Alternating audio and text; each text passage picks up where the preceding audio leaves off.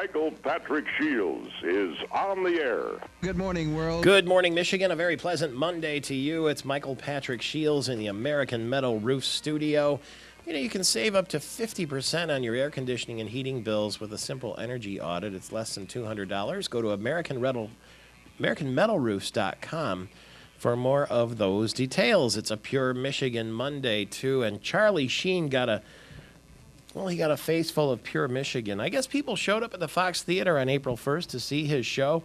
Here's what it's called: The Violent Torpedo of Truth. Defeat is not an option, but it sure was a defeat at the Fox Theater in Detroit for Charlie Sheen. Not very good. The reviews were bad. There were more boos than laughs. And Charlie Sheen even responded to a heckler saying, "Sorry, dude, already got your money." The show's opening act, a stand-up comedian called Kirk Fox, was booed off the stage before Charlie Sheen even finished his set. Now, here's a little of what it sounded like at the Fox Theater when Charlie Sheen launched his new tour. How can a man tell a story when everybody's yelling? Do you guys remember the time?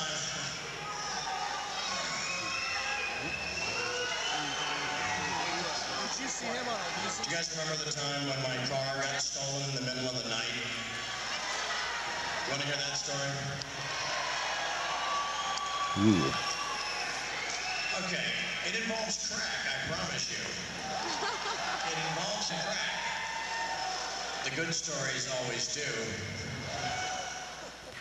Pretty rough there. People who attended this concert wanted their money back, and the venue is saying, don't expect your money back. Joe Naporte with Fun Fest Productions, which was not involved in the show, said there would only be a refund if Sheen failed to appear, but he appeared all right. And you didn't like what he said? You didn't like how amateurish the show was? Well, the joke's on you. He's got your money, and it must have been almost like watching a car wreck is what I'm thinking, and it would have been fascinating to see. So we're going to talk with Kyle Malin from MERS News, who was in the house, as they say. He saw the Charlie Sheen show. That'll be coming up shortly. We'll ask him. Heckled and booed in Detroit. So Charlie Sheen went Sunday for his second stop, and it was in Chicago. And he changed the show, I guess, from one day to the next. And instead, they made it a talk show style format. The interview was asking Charlie questions about his life. And in Chicago, they didn't leave in droves like they did in Detroit. As in Detroit, he got a standing ovation when he took the stage. This time, though, audience members were chanting, "Detroit sucks." And during the show, Charlie Sheen smoked cigarettes, answered questions about his marriages, his life, the women he calls his goddesses. And there you have it. He said that when the crowd got a little wild, he said, "Let's not become Detroit tonight. Let's show Detroit how it's done." And there were some expletives mixed in there, of course. So he got into Chicago, changed the show a little bit, and took some shots at Detroit. In fact, he gave some stories and talked about partying and smoking marijuana with Mick Jagger and Eddie Van Halen, if that's your idea of entertainment. And so that's what went on at the Charlie Sheen show after he made his debut in Detroit. On the better side of the coin and the other side of the state, Bob Seger didn't disappoint everybody at Van Andel Arena on Saturday night. Bob Seger was on the third stop of a nationwide tour, Michigan's favorite son. He even brought his favorite son with him, so to speak. Kid Rock made a surprise appearance on stage toward the end of the show, and Seger is going to go on to Chicago and then do 3 shows at the Palace of Auburn Hills from May 17th through the 21st. 17th, 19th, and 21st if you want to catch up with that act. Let's go to the skies now. Gary Austin is the anchor man. He's with us this morning, brought to you by American Metal Roofs at AmericanMetalRoofs.com. Good morning, Gary. Well, good morning, Michael Patrick. You know, this Charlie Sheen show, it sort of reminded me of like a ball game. It wasn't like, a traditional, in-theater sort of experience. And it'll be interesting to get Kyle's take on this when he joins you later. Well, it was very amateurish, I guess, and they didn't prepare and walked out on stage and tried to ham it up, right? Yeah, when you're in a ballpark, though, you can kind of yell at the players and it seemed like that was kind of the feel I get for this sort of thing. And for those going to this, to think that they, given the opportunity to start yelling stuff, I bet you, and Kyle will be able to detail this, when he joins you here before long, but I bet you a few folks were a little unruly to start with. and they started yelling. That's possible. And then a few others sort of got into the act, and then it was just all downhill from there. Maybe some people would have been under the influence, following in his footsteps. You never know. Now, let's go to the skies because yesterday the passengers and crew of a JetBlue airline Airbus flight are safe. They had some tense moments in the sky over New York City, of all places.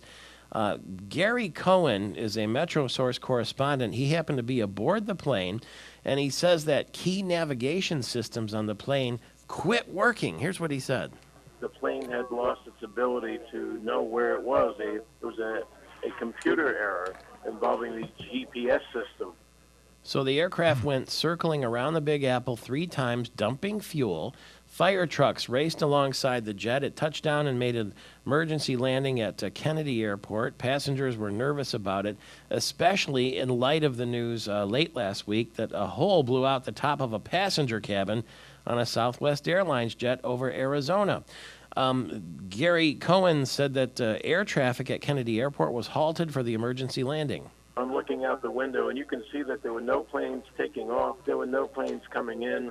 They had cleared the decks for our plane. You're basically talking about a classic emergency landing. Loss of the navigation system. Now, Friday afternoon, it was Flight 812 from Phoenix to Sacramento, Southwest Airlines.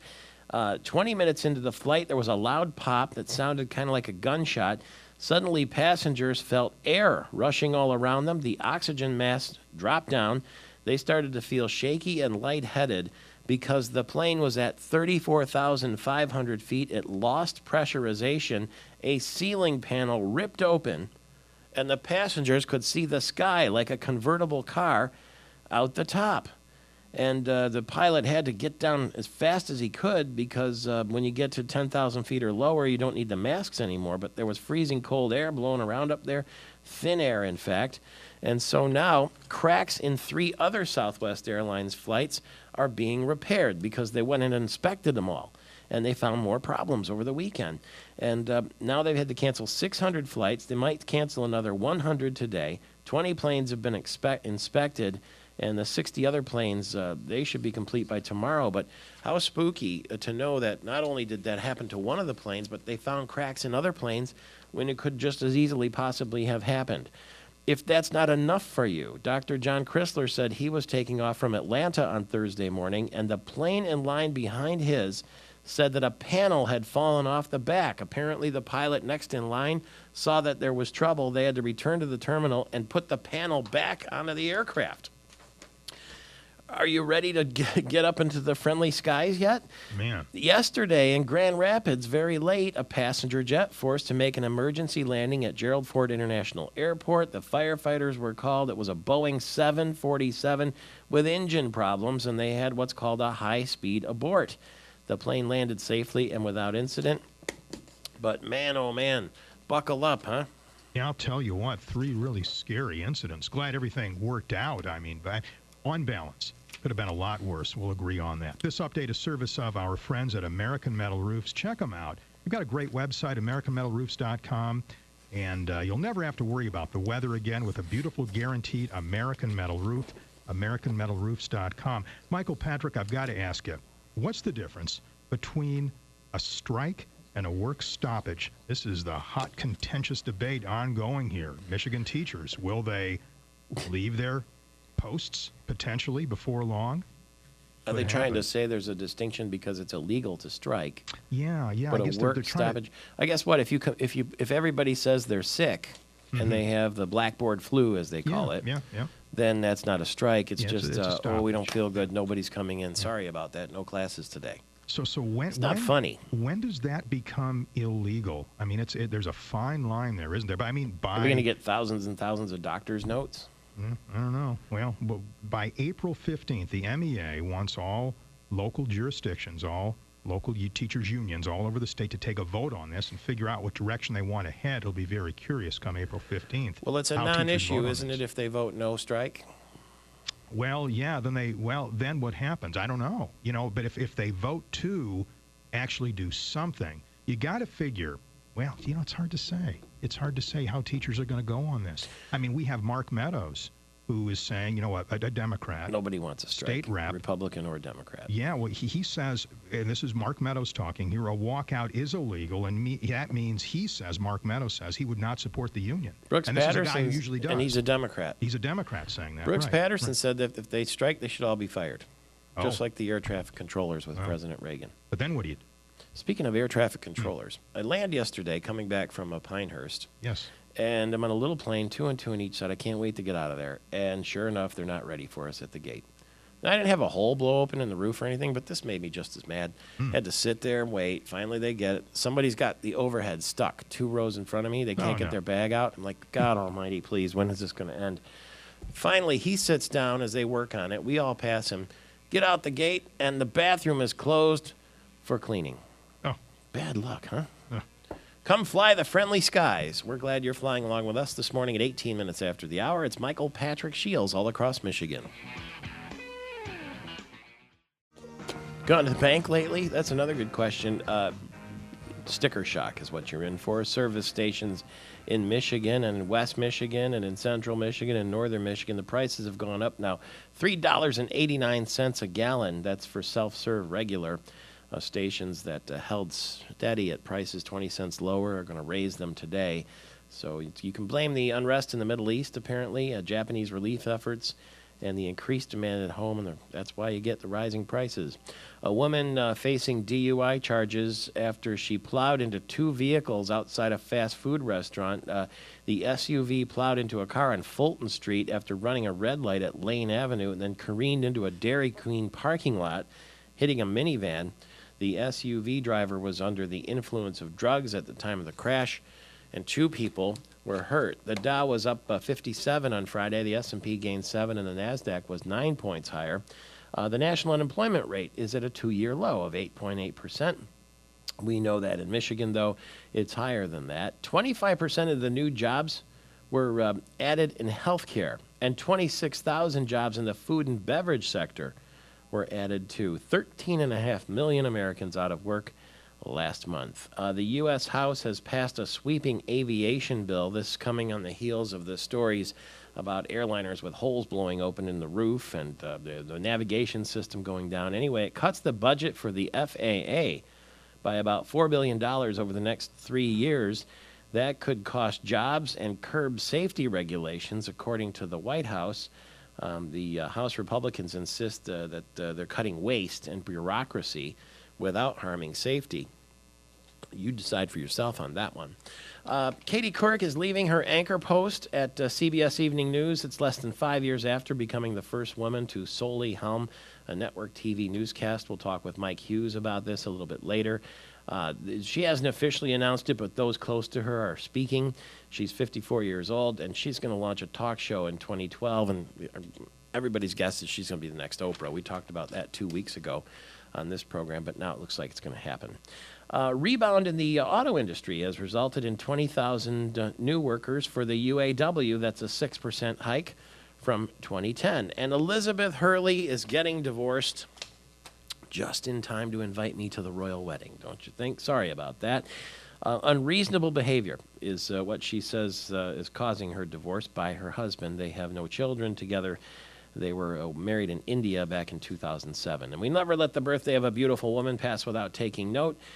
Emmy and Academy Award-winning actress Christine Lahti is 61 today. Happy birthday, darling. To you. It's 25 minutes after the hour. The Red Wings were in action yesterday against the Minnesota Wild, and they clinched the Central Division and a seed in the Western Conference playoffs. Radio broadcaster Ken Kal was there. Thanks, Michael Patrick. Thomas Holmstrom's power play goal at 12:38 of the second period proved to be the game winner as the Red Wings defeated the Minnesota Wild 4-2 at Joe Louis Arena. The Red Wings clinched the Central Division crown with their 46th victory of the season. Detroit grabbed a 2-0 first period lead as Darren Helm and Nicholas Lidstrom lit the lamp for the Wings. Both teams traded goals in the second. Brad Staubitz connected for the Wild. Thomas Holmstrom scored that power play goal for Detroit. It was 3-1 Red Wings after 40 minutes of play. Johan Franzen and Carson McMillan scored for their respective teams in the final frame. For McMillan, his first ever National Hockey League goal. Detroit outshot the Wild 34-29. Again, the final score from Hockeytown. Detroit 4 and Minnesota 2.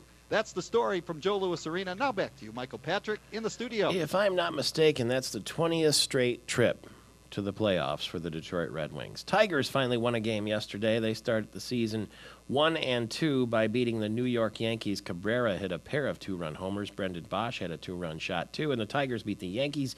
They now go to Baltimore to play the Orioles before finally coming to Detroit Friday for the home opener. Pistons lost to the Celtics yesterday. Their next home game is against Washington tomorrow. Rodney Stuckey has been benched for insubordination. Apparently they tried to put him in the game, and he said, "Don't put me in, coach. I don't want to play today." And so that to get you on the bench there. Texas A&M is going to take on Notre Dame for the women's college basketball title game tomorrow. Tonight, the champion of men's college basketball will be crowned very late. UConn takes on Butler in Houston. It's Butler's second straight appearance in the national championship game. They almost beat Duke last year, and so the Cinderella team is at it again. And we'll talk to Chris Gall, who is a Butler graduate, who I think is in Houston. And we'll also go live to Houston, get the vibe and how it's going with the Final Four there.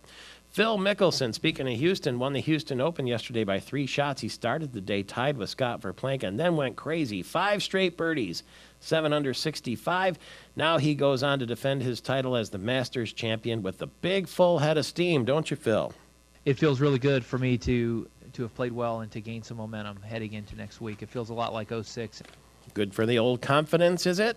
I certainly have a lot more confidence heading in because the one area that I've been not doing as well as I usually do, which is seeing a shot, visualizing a shot, and being able to hold that picture throughout the swing and execute. Look out. Phil Mickelson. We'll talk Masters, of course, later this week with All Sports. It's cute.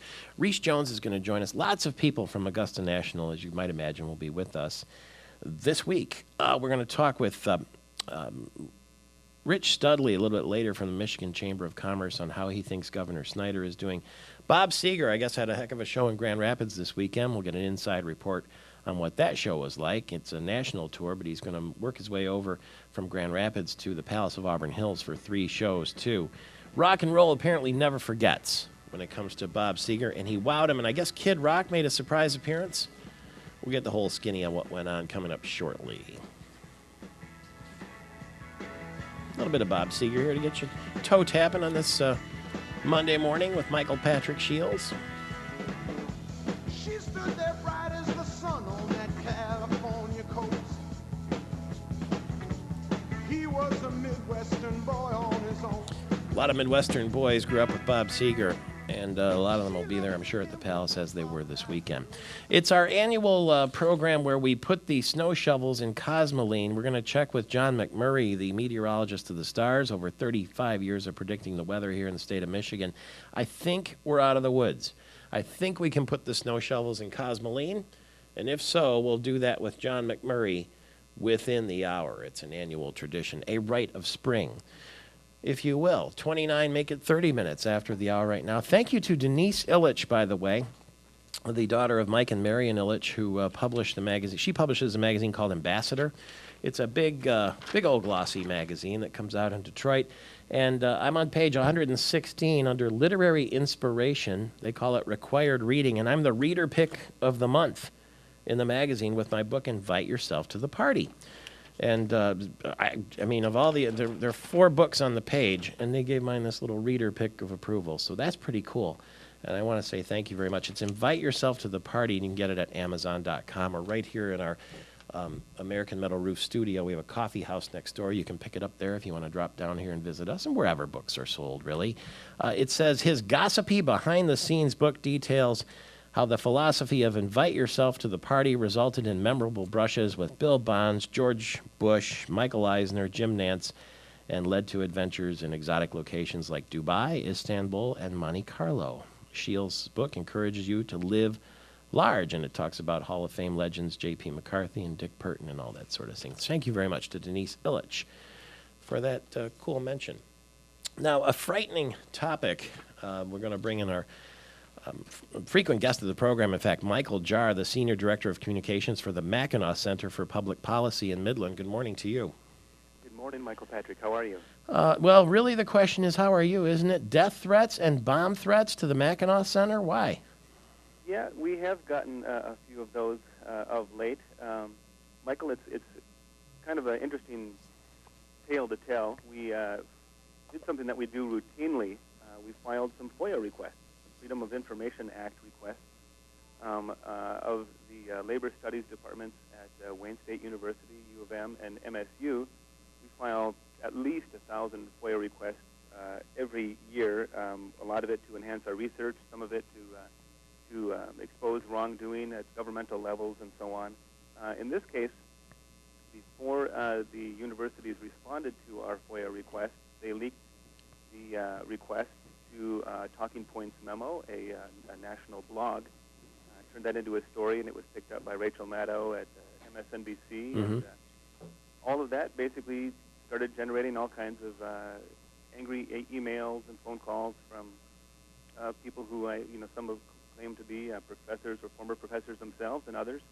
All of which we took in stride until about Thursday night. We had a series of about 5 voicemails that were left throughout the course, or voice messages that were left throughout the course of the night, maybe from 1 or 2 different women. We can't be sure yet. The police are investigating that, but they were lengthy and explicit threats toward the Mackinac Center, saying things like indicating that this person had been watching Rachel Maddow, that they were upset that we had filed these FOIA requests for public documents from public officials, and that we were going to be bombed as a result, that we were going to die as a result. This person quoted us our specific address in Midland, and then just went on to launch into a lot of vitriol and several threats. So that's what's going on.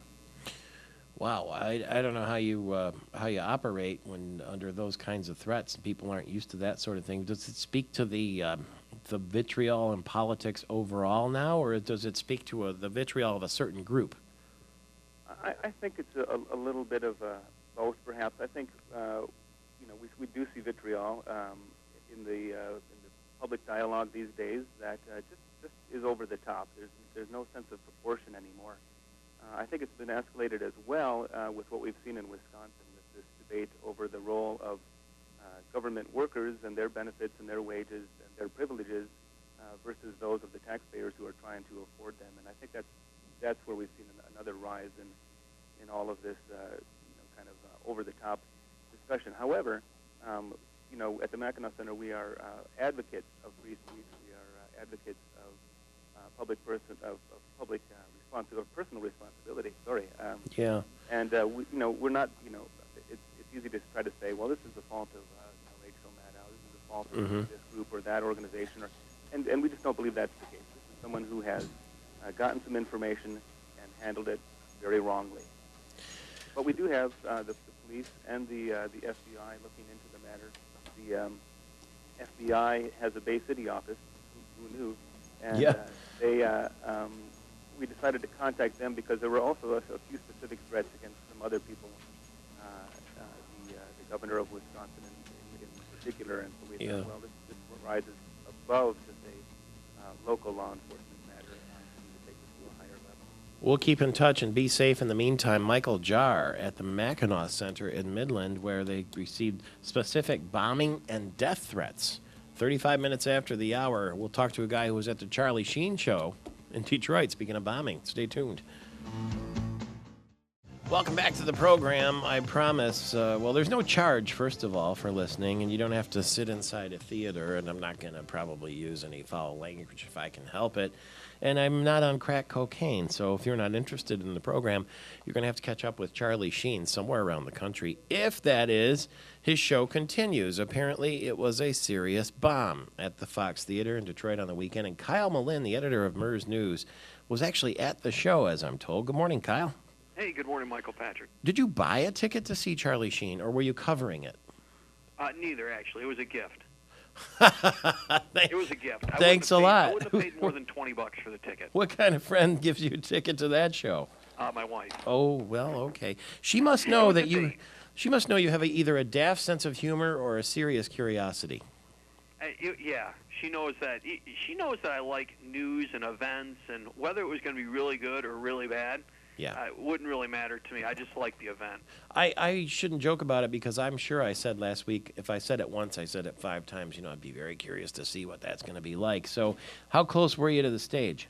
Well, actually, I was in a suite ticket, but we got close to the stage at the end when the curtains closed and everybody left, and then we went up closer to the stage just to see what would happen, and he came out. Oh, yeah?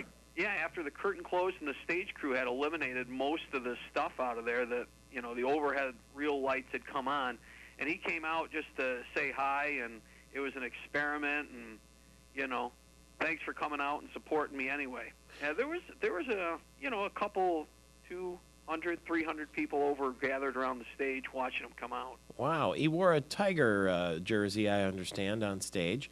And yeah, that was actually probably a high moment. I mean, when he came on stage, the fans were just going crazy. The place was uproared, and he brought out a rack of clothes. And the first thing he put on was one of those shirts that he likes to wear on 2.5 Men. Yeah.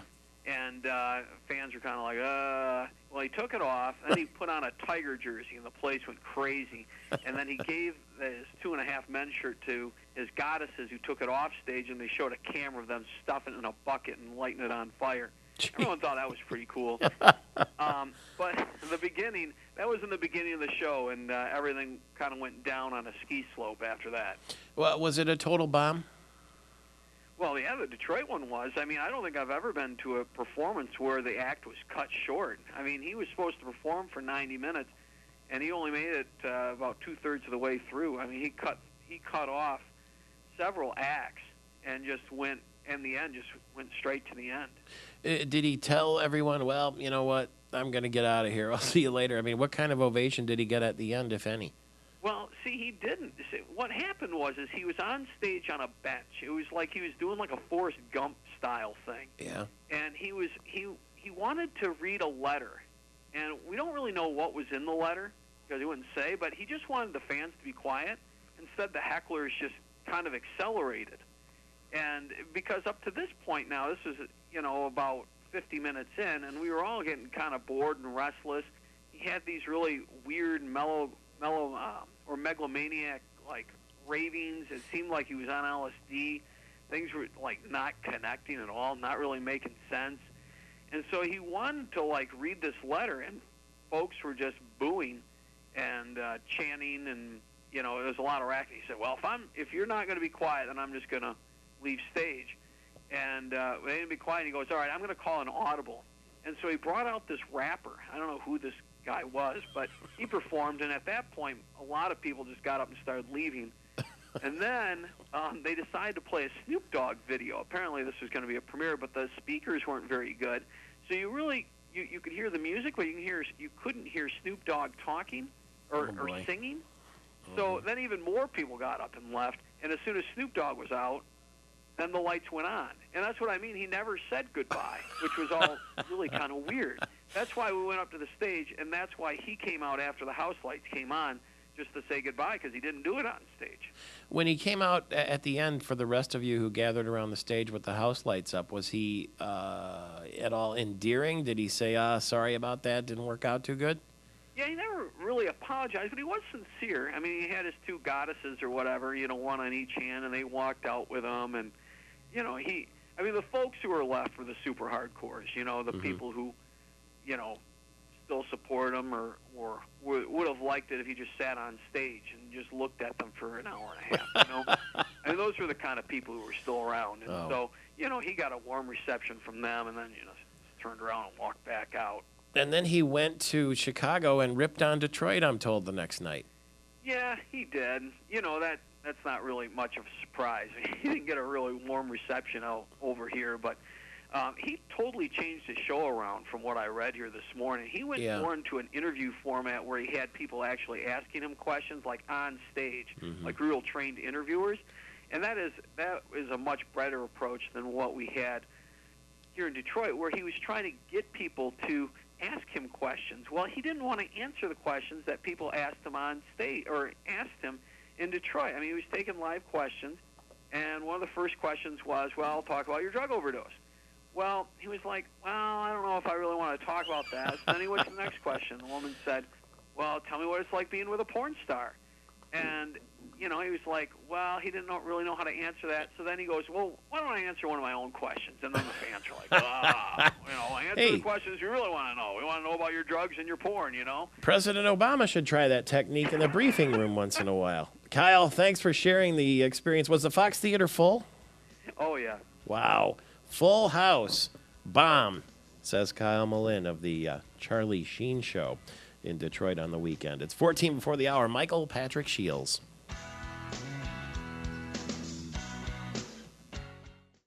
Ten minutes before the hour, Michael Patrick Shields coming up shortly. John McMurray, the meteorologist to the stars, and I are going to, I think we're going to go ahead and put the snow shovels in Cosmoline. That means it's the end of the snow season in Michigan. We're going to check, though. This is the scheduled date. Is there going to be any more snow? We will find out from John McMurray coming up shortly, and we'll get an inside look at that Bob Seger show this weekend, too. And we're going to talk about the unfriendly skies and all the accidents that have happened up in the air, or near accidents is the way I should say it. It's make it 9 minutes before the hour now. Tonight, you're going to be up late if you're a college basketball fan. They start that thing, the NCAA championship game, very late. So we'll have full audio and coverage for you tomorrow morning in case you fall asleep. The champion of men's college basketball crowned tonight as UConn takes on Butler in Houston. The Bulldogs against the Huskies. Third-seeded Huskies are looking for their third national championship, but their first since 2004. And the eighth-seeded Bulldogs, after almost beating Duke in the Cinderella story last year in the championship game, they are back with a vengeance. And maybe not to be denied this time. Chris Gall, a Butler graduate, is with the Indianapolis Visitors and Convention Bureau, where they've seen their action of their share of NCAA action. Good morning, Chris.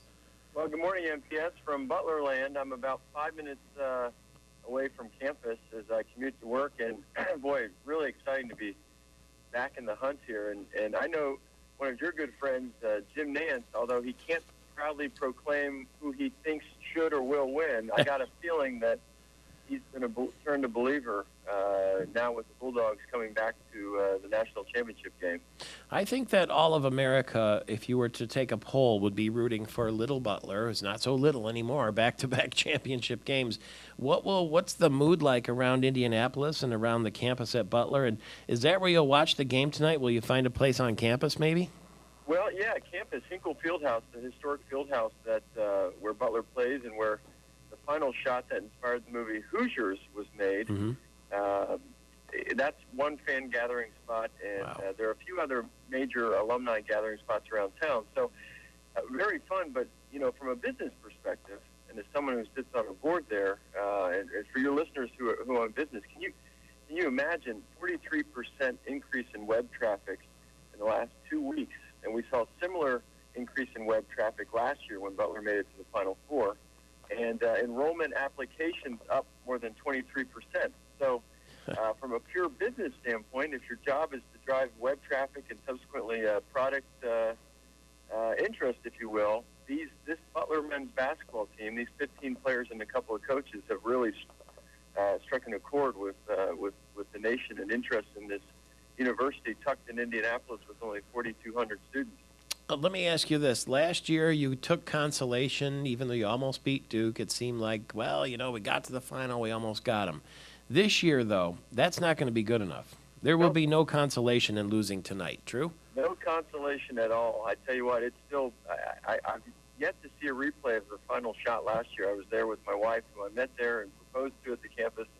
Still haven't seen that fatal last shot that didn't go in and probably could have or should have, but absolutely not. We've got to win, and I don't want you to call me Nostradamus tomorrow, but here's the prediction. Yeah. 62-60, Butler wins on a baseline jumper by number 5, NORAD. What will go on if that happens tonight? It'll be probably around 11 o'clock, I'm thinking, in Indianapolis and at campus there. That party will go all night, it would seem to me. It will go all night. I'll probably call you early in the morning because I know you'll be up. And because I'm like Nostradamus and predicted this shot, I'll probably start getting people calling me to predict their future. I think that's very possibly the truth. Now, Yeah, there's some talk that your coach, he's going to be a hot property now, and then some other people say, no, he's going to be a Butler lifer, that he's going to be, there forever. Is there any fear that if they win tonight, he's going to be such a hot property that he's going to take a flyer? No, I don't think so, and here's why. 2 reasons. He does have a fairly lucrative contract. When you amortize it over, it's just shy of $1 million a year. It's about $840,000 a year, plus housing. Cost of living here is extremely affordable, but moreover than the finances, it's the fact that he went to high school here in Indianapolis.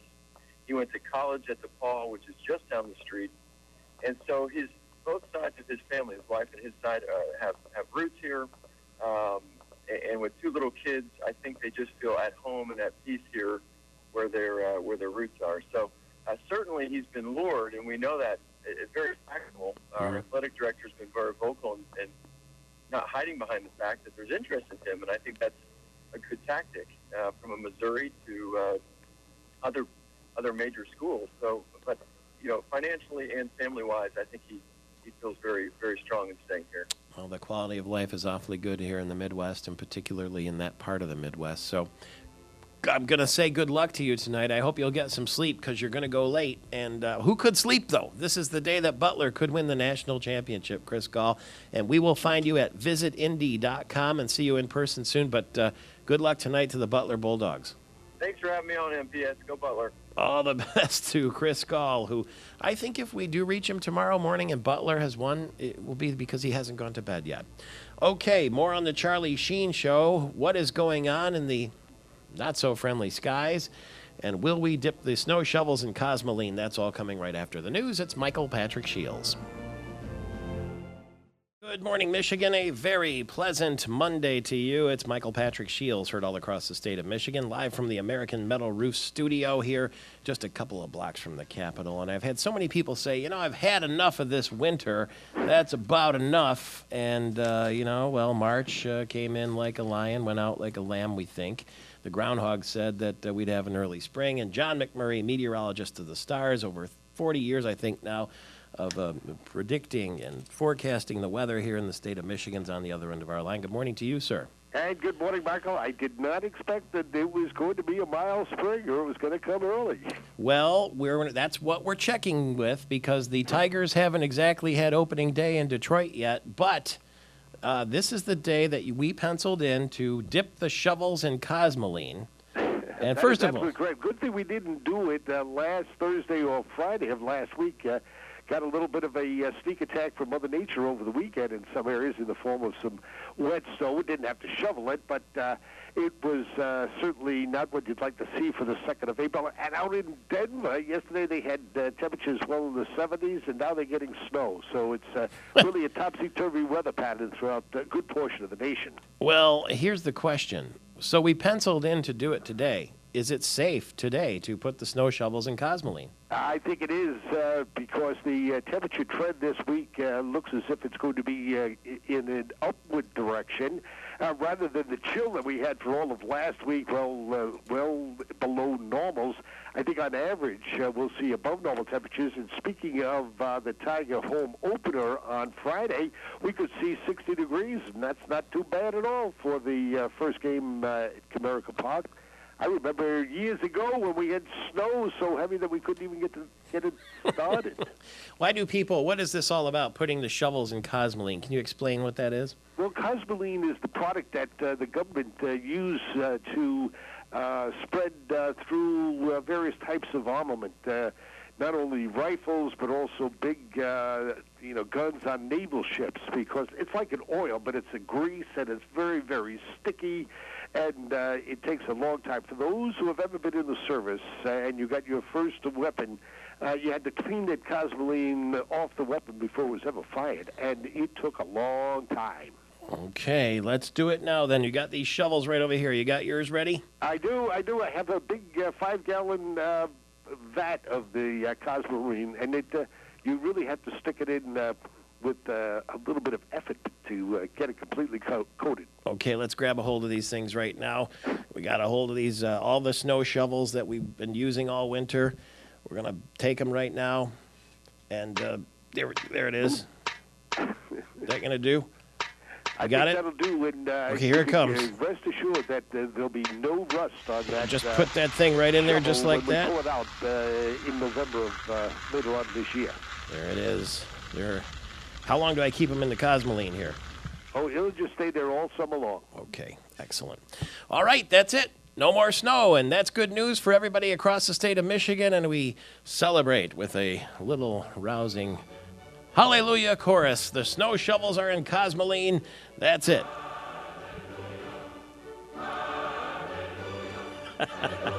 How many days till boat launch? Oh, gosh, it's going to be at least, 45 to 50 days because that water is still mighty cold. Okay, but now you may put the Edge sailboat in the Saginaw Bay in 45 days, but there will be people who will launch sooner than that, right? Oh, that's for sure.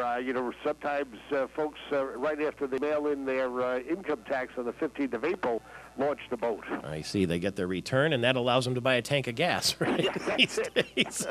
Rick Cordes, I'm sure, is going to be putting his cigarette boat in downriver there and making the run to Put-in Bay not long from now. Thank you for the good news. We sure appreciate it. And you have yourself a fine Monday. All the best of the great John McMurray. The shovels are in Cosmoline, and that's it.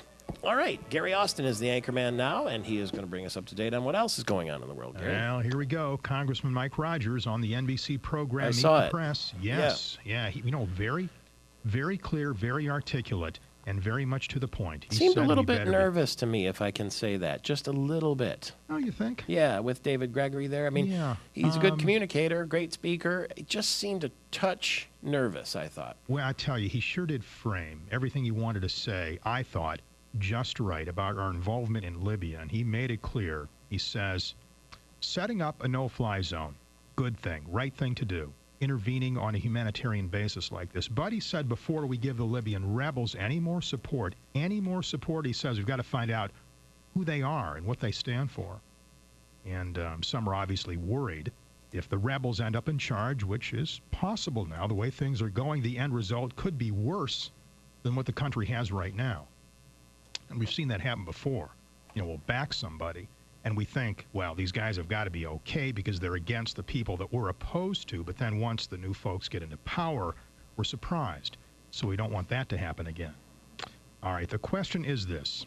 Is a work stoppage a strike? Well, technically, no, of course, but some say the result would be the same if this happens. Kids out of class, while teachers dispute state budget cuts. The MEA is asking local unions to vote on this by April 15th if they would support a work stoppage of some sort. Now, those backing this say cuts to education are so severe some action has got to be taken, and some say this is the best way to get everybody's attention in a hurry.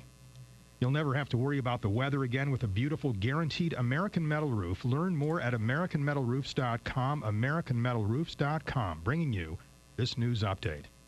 Attorney General Bill Schuette says somebody is calling our seniors saying a grandchild is in trouble and is in need of money. Those who have gotten these calls say no names are ever given, and phone calls, they sound like they're from far, far away. But in any event, the warnings are out not to fall for this, but apparently some have. And we have reports of one person losing about $5,000 in the process. Okay, motorcycle riders in Michigan. Is it time for those who ride to decide? Well, the argument's been ongoing, but it may be settled before long, and those who say they should go helmetless if they want to look like, well, perhaps this year could be their year, maybe even by this summer. They could be riding without a helmet if they would I like. kind of forgot about that, that this comes up at this time of year. And the thing of it is, they've had the votes. Just ask Noel Laporte. He'll tell you. They've had the votes in the Senate and the House to pass the helmetless rider law. Governors don't want to sign it. And Governor Granholm never wanted to sign it. So maybe now with a new governor, they'll be able to get it done. Yeah, I would say if the folks who want this thing passed, if the time was ever right, I would have to say this is it. We have two pieces of legislation now pending that would scale back the helmet law. You know that law's been in the books for 42 years in Michigan? Yep. Now the first one, the first one, you say so, would allow riders 21 or older to ride without one if they carry at least $20,000 in personal injury insurance. Okay, that's the first stipulation. Now the second says helmets would not be required for riders 21 or older who have passed a motorcycle safety course. So 2 pieces of legislation, how that's going to be worked in, if they're a tandem piece of legislation or not, we'll see. But no word yet when lawmakers could vote on this. But I'm guessing sometime this summer they will likely take this up. And well, you don't think it'll be before then? Yeah, maybe even sooner. Yeah. You just don't know. You know, backers who are pushing this sort of thing say, you know, they can't wait. And it may happen. Now, I don't ride a motorcycle myself, and MPS, I assume you don't. Have you? No. If you rode, would you put on a helmet? Well, I put on a helmet when I ski. Yeah. So I probably would. Yeah, I would too. But I've talked to some But motorcycle there might be a riders. time when I might want to get some wind blowing through my hair, and I'm just going up to the corner. I mean, that's possible. I talked to one fella, a big motorcycler in the state. They were at a protest at the Capitol. Motorcycler. Yeah, motorcyclist. Yeah, he was out at the Capitol, and I said, so what is it about riding without a helmet? He said, you know, he told me, he says, I just, you know, the bugs in your face, and I said, you mean like bugs in your teeth? He goes, yeah, that's it, man. He likes that? They love it. Oh, they love. God. That's what he told me. He said they just love that sort of thing. For those who are really passionate about riding without a helmet, I mean, this is a big deal. I mean, every year, I mean, there are hundreds of people. They motor to the Capitol. They're wearing their helmets, of course, because they have to, but the message that they want to send is they want to be the ones to decide. So we'll see. Yeah, when is that big rally when they all Saul and Nuzis used to be involved in that every year too, when they would roll on down to the Capitol without their helmets in a show of complete anarchy. Yeah. So it's sort of a solidarity thing is what they like to call it. But yeah, they motor arrest in. us all, you know. Yeah, they motor in from all over the state on this. And another story here, we've got a collaboration has led to new stem cell lines at the U of M. A partnership has led to new embryonic stem cell lines. It's going to allow researchers to do this to study how certain diseases progress. Unlike the university's first stem cell line created last year, the 2 new cell lines include genes for inherited disorders. The new cells then will give researchers the tools to study and possibly find ways to delay, better treat, and even cure certain diseases. This update is service of the AARP, a membership group leading positive change and delivering value to people age 50 and over through information, advocacy, and service. Bravo, Gary Austin. An inside look at what happened with Charlie Sheen at the Fox Theater, in case you didn't hear it. It was a total bomb, or was it? We'll find out when we get back. It's Michael Patrick Shields. Appropriate clip of music here from Tony Cuthbert, the audio director of this program. Cocaine and Charlie Sheen. Nobody knows what he was on, if he was on anything, when he came to Detroit to open up this tour. The violent torpedo of truth, defeat is not an option, was at the Fox Theater, and we've heard some people who actually want to get their money back. Charlie Sheen, apparently from the stage, said at one point, "Sorry, dude, already got your money." And there was a stand-up comedian, a rapper. I didn't see it, but Kyle Malin from MERS News was there, and we talked with him earlier. His wife gave him a ticket as a gift. And I said, "What kind of gift is that?" And he said, "Well, you know, she knows I like to be around events. I like to see things that happen." And there was a morbid curiosity. He said the Fox Theater was sold out, although by the time the show ended prematurely, the place was half empty. Now, that's what he said. Here's what Kyle Malin told us earlier about the Charlie Sheen show launched in Detroit. That was actually probably a high moment. I mean, when he came on stage, the fans were just going crazy. The place was uproared, and he brought out a rack of clothes, and the first thing he put on was one of those shirts that he likes to wear on 2.5 Men. Yeah. And fans were kind of like, Well, he took it off, and he put on a Tiger jersey, and the place went crazy. And then he gave his 2.5 Men shirt to his goddesses, who took it off stage, and they showed a camera of them stuffing it in a bucket and lighting it on fire. Everyone thought that was pretty cool. But the beginning, that was in the beginning of the show, and everything kind of went down on a ski slope after that. Well, was it a total bomb? Well, yeah, the Detroit one was. I mean, I don't think I've ever been to a performance where the act was cut short. I mean, he was supposed to perform for 90 minutes, and he only made it about 2/3 of the way through. I mean, he cut off several acts and just went, in the end, just went straight to the end.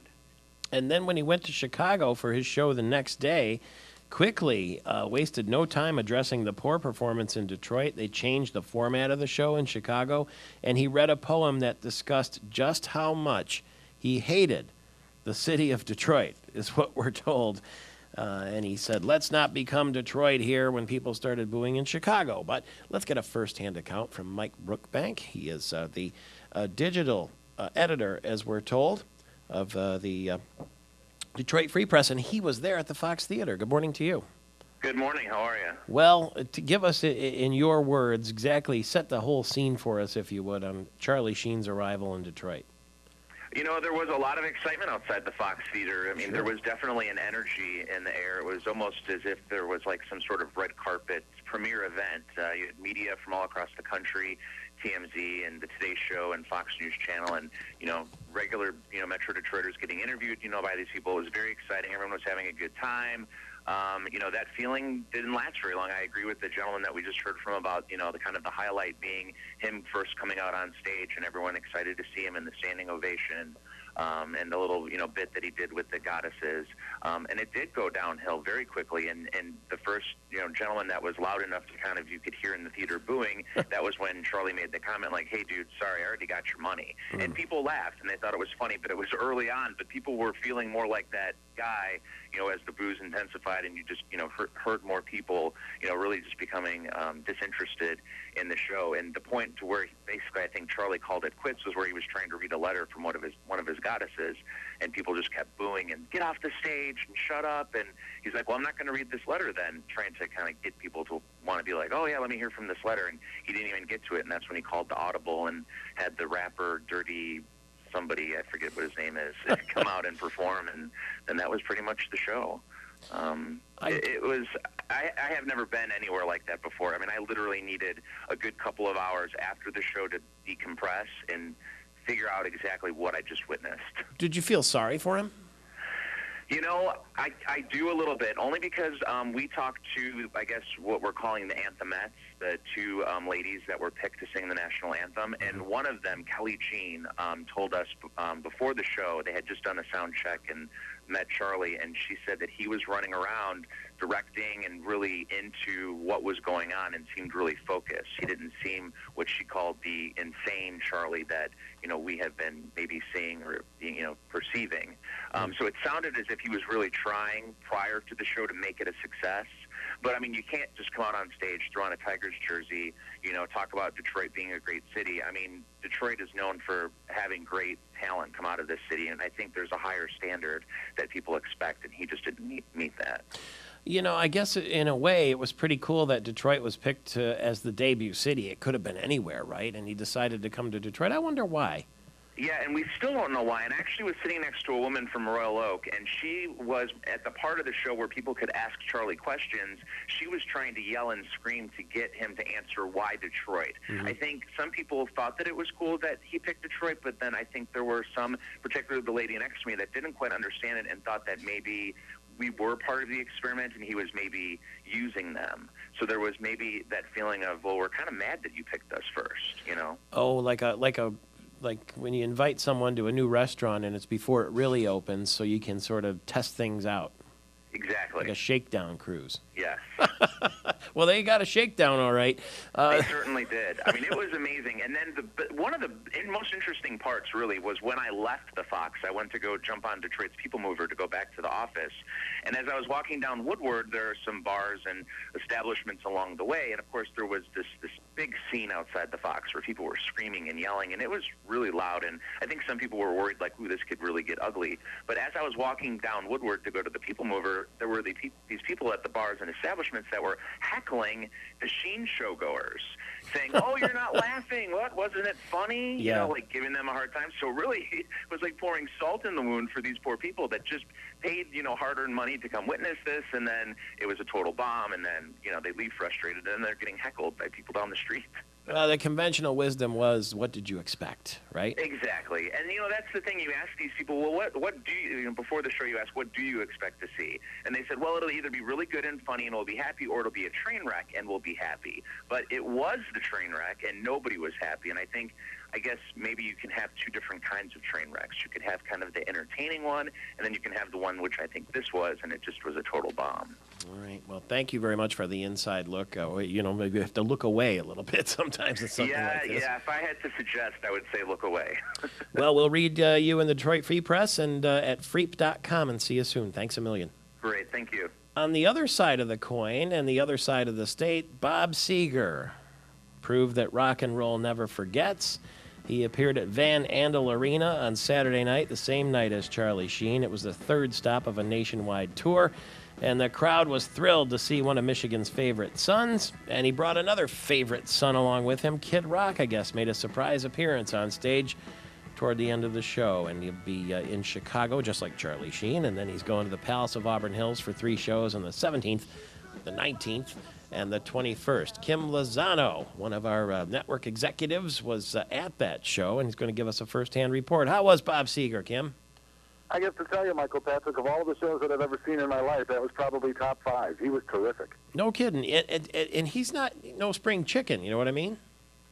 I don't know if you saw my Facebook post over the weekend, but I said he inspired me to renew my membership to AARP. This guy really does prove that age is nothing more than a number. He did a great job. Speaking of age, what was the crowd like? Interesting you should mention that. I actually sat between a group of young people and a group of older people, and my take on it was that the younger folks were really excited to see Bob Seger, and the older folks were really excited to see Kid Rock. So see, both of them, as a matter of fact, have no problem reaching people of different generations. Isn't that something? A total demo buster on both sides. And, you know, Seger talks a little bit about retiring now and again. He didn't say anything like that from the stage, did he? Oh, absolutely not. As a matter of fact, I got the impression that he could go another 10 years if he wanted to. I can't tell you that he looked terrific. He did not look terrific. Yeah. He looked every bit of his 65 years. But when he opened his mouth, you could see the 25-year-old kid coming out again. It was wonderful. Wow. Did he talk much to the crowd from the stage? Not too much. Yeah.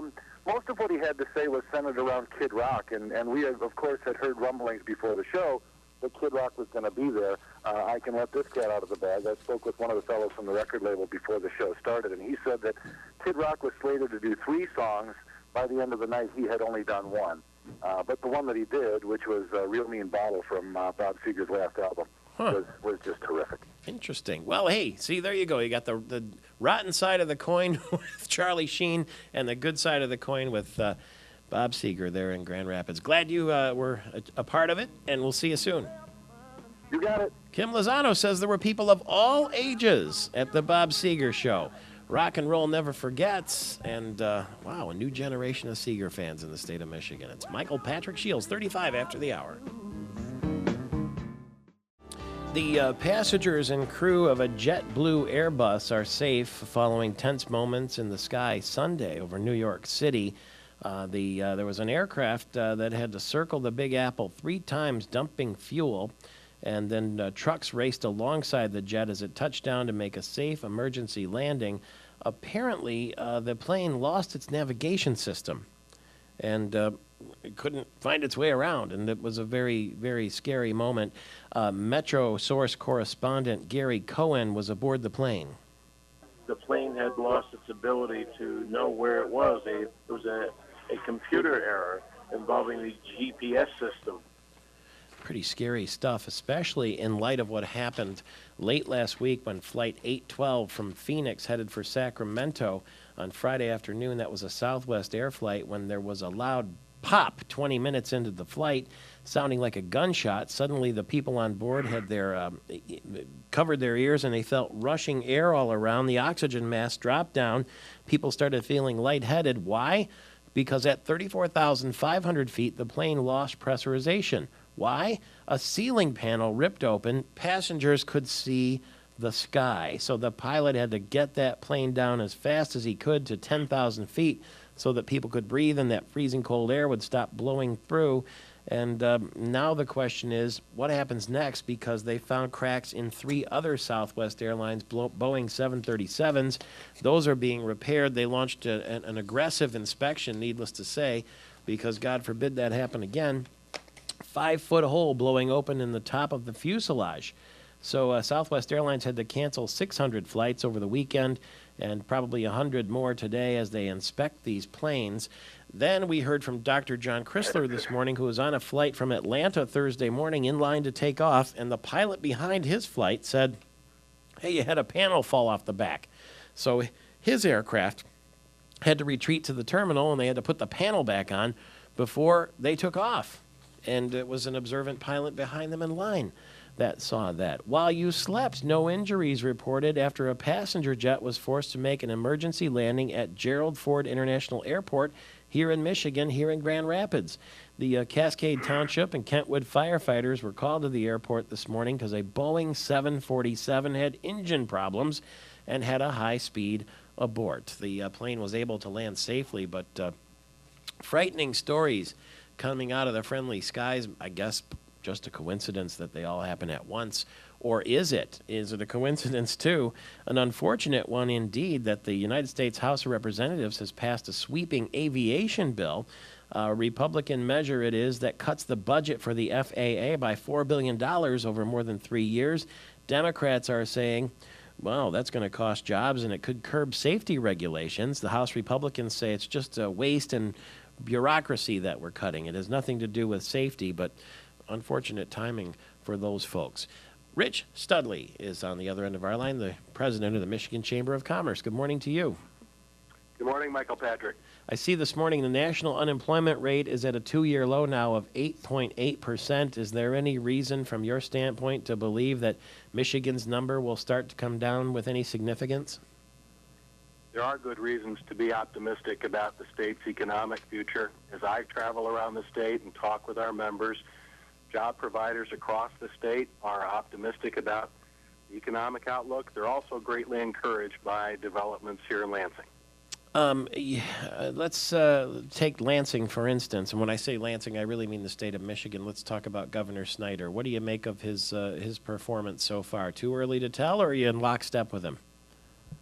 Well, if the state of Michigan was a passenger jet, I can tell you we've had a smooth takeoff. We're climbing to cruising altitude, and there's a capable pilot and co-pilot. I do think, to be fair to the Snyder-Calley administration, it's important to remember they've only had 3 months in office, but the governor and lieutenant governor are off to a very good start. We're also pleased with capable leadership from Speaker Bolger and House Republicans and Senate Majority Leader Richardville and Senate Republicans. They have tackled more tough issues and passed more good bills in the last 3 months than we saw in the past 3 years. Obviously, everybody would think, well, we've got a Republican Senate, Republican House, Republican governor. It's going to be easy. That's not the case in any way, shape, or form, is it? That's correct. Not all Democrats are alike. Not all Republicans are alike, but that's part of the beauty of the system. There are sometimes honest differences in policy between Democrats and Republicans in business and labor, and that's what the legislative and the political process are all about, working together to find solutions and resolve those differences. Is the Michigan Chamber well heard at the governor's office? We've been treated very fairly. We work hard to play a constructive role in the legislative and the legal and the political process. We represent about 6,700 job providers throughout the state. We work hard to be a strong advocate for our members, and we've been treated very fairly by the new administration and legislative leaders. Okay, we'll keep in touch as we get more specific and move toward the potential of a budget solution by early June is when the governor has said he's asked for it. And he wants his staff working in dog years is what we've been told on a number of occasions, so there's no rest for anyone at this stage. Rich Studley is with the Michigan Chamber of Commerce. It is now 14 before the hour. Katie Couric leaving the anchor post. The rumors are strong now and just about confirmed. We'll talk about that when we get back, too. Is Charlie Sheen going to take her place? Somehow I don't think so. Michael Patrick Shields. Find us at MichiganTalkNetwork.com. We're in our American Metal Roofs studio on a pure Michigan Monday. 10 minutes before the hour, Michael Patrick Shields. Monday morning, we have dipped the shovels in Cosmoline. John McMurray says no more snow. That's it. That's all. We're reaching out, too, to Aaron Ernst from Boyne, USA, because they like snow up there, and I wonder how long till the last square inch of snow melts off the hill known as Hemlock there at Boyne, and whether or not they're skiing this weekend. So we'll find out from Aaron Ernst coming up shortly. Carol Kane is with us now. She writes politics for the Free Press and has her own television show called Michigan Matters. Good morning to you. Michael Patrick, it's been a while. How have you been? Oh, not too bad. I've been traveling and been, watching March go out like a lamb. And How was Ireland? How was Ireland? One of my home countries. Oh, man, it was Irish. absolutely fantastic weather, and the people were terrific. And all my friends in the little village of Dingle really came out to play. And so it was nice to see everyone again and just had a grand old time. And then Thursday, I was in the airport going to Pinehurst, and I saw Ambassador Magazine, which is published by your friend and sometimes panelist there, Denise Illich. So, oh, my goodness. It is a global magazine. She'll be so happy to hear that, in fact. I picked up the magazine, and I looked at the section called Literary Inspiration, and it's called Required Reading. It's, I guess, in the monthly thing they talk about books, and there it is, Invite Yourself to the Party by Michael Patrick Shields, and can you believe it? They made it the reader pick. You know what, and why not? It's an excellent book, and you are such a good ambassador yourself for Michigan and Detroit and all the things going on here, so appreciate that, and congratulations to you. And speaking really of Denise nice. Illich, I had a chance to sit down with her mother, Marion, wrote about it for the Free Press last week. She is an incredible woman. People don't know much about her. I was surprised to learn. I've known Marion for years. That she's a jock. She played basketball back in the day and was actually pretty good. Her team was winning championships, and she was soccer. So it's not just Mr. I who is the jock; it is Mrs. I as well. Yeah, he gets a lot of the attention, but she's the what do they call it? Behind every successful man, there's a good woman, right? And that's There's the case a hard of that. charging smart woman who's working by his side and working just as diligently as he is. I had to laugh. I get some interesting phone calls and emails whenever I write about anything or do television shows, as I'm sure you do. And I had a couple of males call up really upset saying Marion was nothing but a gold digger. I'm thinking, my God, the woman had 7 children, helped raise this company, and has been there working 24/7 by her side. Gold digger is the last word I'd ever use to describe her. In fact, I talked to Denise about that, and she laughed out loud, saying her mother's going to laugh when she hears that. If you talk to Denise, please tell her thank you for this. It's kind of funny because I'm on the same page as a book called The Soulmate Secret, Manifest the Love of Your Life with the Law of Attraction, and some people would laugh at me for that one.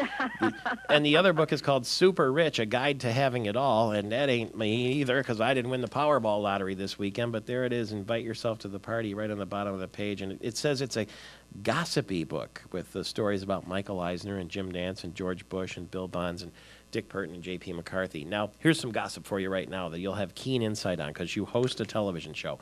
Looks like Katie Couric is going to leave the CBS Evening News less than 5 years after becoming the first woman to host by herself a network TV newscast. And she's 54 years old. It's not official yet, but those close to her are leaking this information. And it looks like she's going to start a talk show and maybe be the next Oprah. Does the fact that Katie Couric didn't retire from that anchor chair, is that a setback for the concept of a female anchor?